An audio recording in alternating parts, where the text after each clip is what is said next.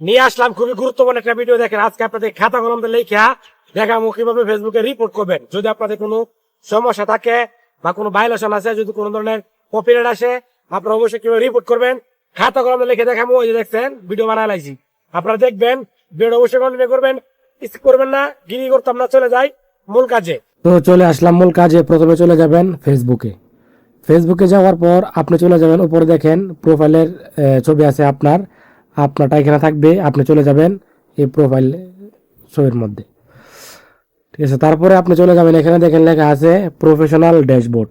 আপনি চলে যাবেন প্রফেশনাল ড্যাশবোর্ডে।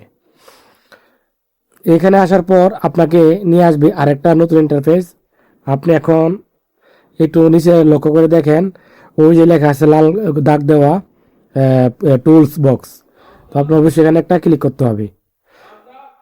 এখানে ক্লিক করার পর আপনাকে নিয়ে আসবে ঠিক এরকম একটা ইন্টারফেস। এখন আপনি যেটা করবেন, এখানে দেখেন লেখা আছে প্রোফাইল রিকমেন্ডেশন। আপনি এখানে চাপ দিবেন। এখানে চাপ দেওয়ার পর এই যে এটা হচ্ছে আমার সমস্যা, দেখেন প্রোফাইল হ্যাজ সাম ইস্যু। তো এটা আমার সমস্যা ছিল, তো এটা আমি স্ক্রিনশট নিয়ে নিব। তো আমি স্ক্রিনশট নিয়ে নিলাম, ঠিক আছে। তো আপনারা অবশ্যই আপনারা স্ক্রিনশট নিয়ে নেবেন।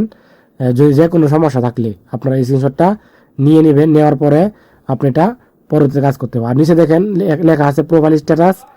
এখানে আপনি চাপ দিবেন, তাহলে সমস্যাগুলো আপনি দেখতে পাবেন। যত ধরনের সমস্যা থাকে সব এখানে শো করব। আচ্ছা, তারপর আপনি আবার ফেসবুকে বের হয়ে আবার চলে আসবেন। উপরে দেখেন 3 লাইন আছে, আপনি 3 লাইনে একটা ক্লিক করবেন। 3 লাইনে ক্লিক করার পর এই যে উপরে দেখেন লেখা আছে হেল্প এন্ড সাপোর্ট। আপনি এখন চলে যাবেন হেল্প এন্ড সাপোর্ট। এখানে যাওয়ার পর আপনাকে আরেকটা নতুন ইন্টারফেসে নিয়ে আসবে। আপনি ওইখানে চলে যাবেন। ওইখানে যাওয়ার পর দেখবেন আরেকটা নতুন ইন্টারফেস চলে আসছে। এই যে দেখেন এখানে লেখা আছে, দেখেন রিপোর্ট এ প্রবলেম।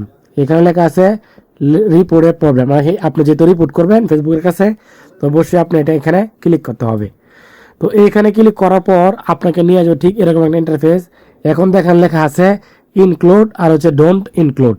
তো আপনি অবশ্যই যেহেতু রিপোর্ট করবেন ফেসবুকের কাছে, তো আপনি ডোন্ট ইনক্লুড ক্লিক করবেন না, আপনি অবশ্যই ইনক্লুড আপনি এখানে একটা ক্লিক করতে হবে।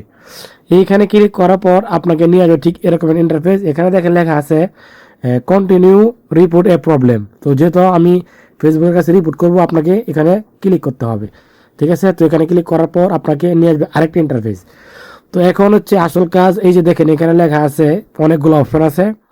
তো আপনি যদি পেজে কাজ করেন, অবশ্যই আপনাকে পেজটা সিলেক্ট করতে হবে। আর যদি আপনার প্রোফাইল হয় তাহলে আপনাকে অবশ্যই প্রোফাইলটা সিলেক্ট করতে হবে, ঠিক আছে।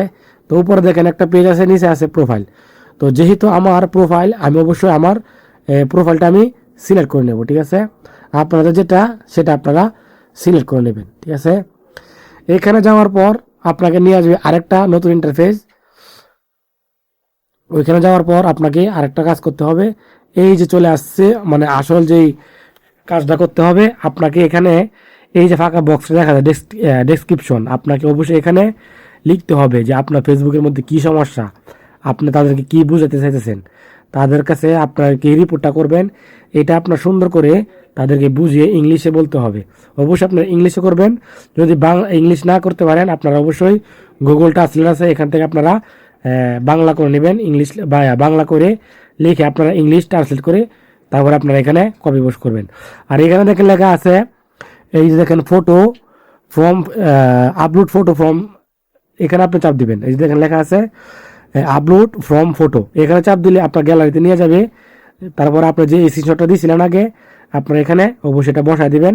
1টা 2টা 3টা যাই পারেন আপনারা এখানে বসায় দেওয়ার পরে ওই যে উপরে কর্নারে দেখছেন 3 আইকন, আপনারা এখানে চাপ দিয়ে এটা ফেসবুকের কাছে পাঠিয়ে দিবেন, ঠিক আছে। তো 1 দিন 2 দিন 3 দিন 7 দিন 1 মাস লাগতে পারে আপনাদের সমস্যাটা সমাধান হওয়ার। তো ভিডিওটা কেমন লাগছে অবশ্যই জানাবেন। যদি ভালো লাগে অবশ্যই লাইক কমেন্ট করবেন।